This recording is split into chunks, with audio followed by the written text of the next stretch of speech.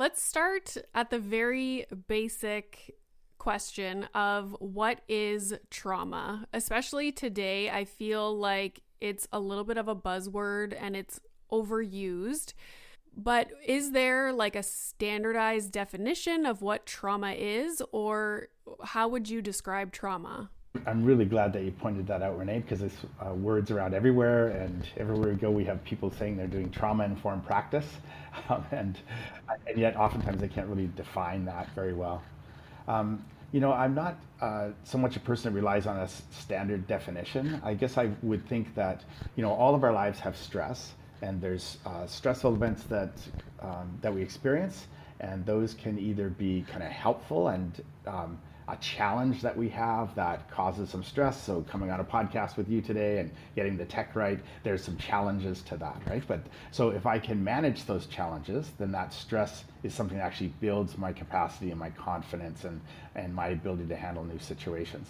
Where stressful events or difficult events move to being more traumatic is where that's really taxing our ability to cope. So it's too much for us in the moment. So whether that's with our own kind of emotional resources, whether that's we're just too scared in that particular situation to function very well, or we don't have the support systems around us to help us through those events, then those could be more traumatic. So I think trauma is more of a sort of a continuum, going from kind of normal stressful events to a place where we're struggling to cope with that. It's becoming more sort of traumatic.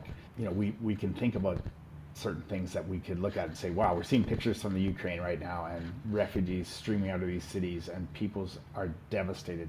They're overwhelmed. Clearly that's traumatic. And so we can probably all look at certain events and think, wow, that's going to be traumatic and that's going to be traumatic. One of the things that we're learning is that that sort of shift from something that's stressful to being too much stress, or toxic stress as it's called sometimes, is that the accumulation of those stresses can be just as important as the actual event that we've been through.